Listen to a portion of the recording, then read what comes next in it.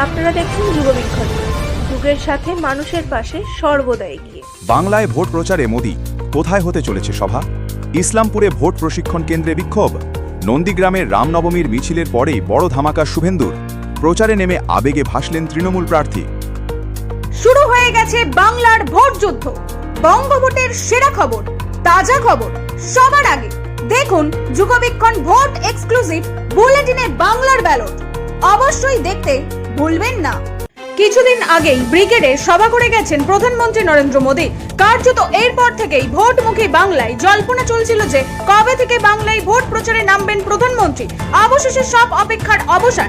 আগামী 5ই এপ্রিল থেকে রাজ্যে ভোট প্রচার শুরু করতে চলেছেন নরেন্দ্র মোদী। সূত্রের খবর, উত্তরবঙ্গ থেকেই প্রচার যাত্রা শুরু করবেন তিনি। আলিপুরদুয়ারে একটি জনসভাতেও যোগদান করবেন বলে জানা যাচ্ছে। রাজ্যে বেজে গেছে ভোটের দামামা। নির্বাচনকে সামনে রেখে ভোটের প্রশিক্ষণকে ঘিরে উত্তেজনা ছড়ালো ইসলামপুর পলিটেকনিক কলেজে। No vote no duty slogan তুলে বিক্ষোভে শামিল হন একাধিক শিক্ষক ও ভোট কর্মী। তাদের অভিযোগ, এখনো অনেকের নাম সাপ্লিমেন্ট লিস্টে অন্তর্ভুক্ত করা হয়নি, অথচ তাদের ভোটের প্রশিক্ষণের জন্য ডাকা হয়েছে। এমত পরিস্থিতিতে শিক্ষণ বয়কটের সিদ্ধান্ত নিয়েছে তারা। বাংলার ভোট যুদ্ধের সেরা, সঠিক ও চমকপ্রদ খবর সবার আগে চোখ রাখুন যুগবীক্ষণের পর্দায়। দেখুন ভোট পর্বের এক্সক্লুসিভ বিভাগ, বাংলার ভোট যুদ্ধ।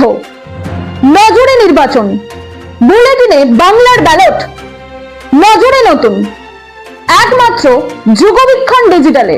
বাংলায় ভোট যুদ্ধের কেন্দ্রগুলির মধ্যে অন্যতম নন্দীগ্রাম। সেখানে ইতিমধ্যেই জমে উঠেছে খেলা। সকলের নজর রয়েছে সেই দিকে। এবার রামনবমীর রেশ কাটতে না কাটতেই তৃণমূলের দাপুটে নেতা সুব্রত জানা নন্দীগ্রাম থেকে হাতে তুলে নেন গেরুয়া পতাকা।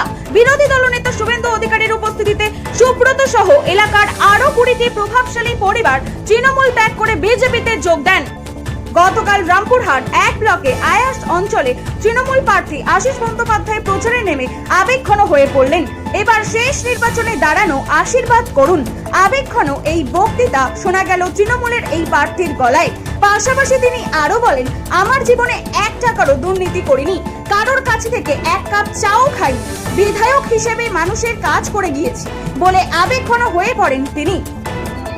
রাজনীতি থেকে ক্রীড়াঙ্গন, শিক্ষা সংস্কৃতি থেকে বিনোদন, সব খবরে প্রথমে যুগবীক্ষণ। দেখুন, পড়ুন এবং এগিয়ে চলুন যুগের সাথে।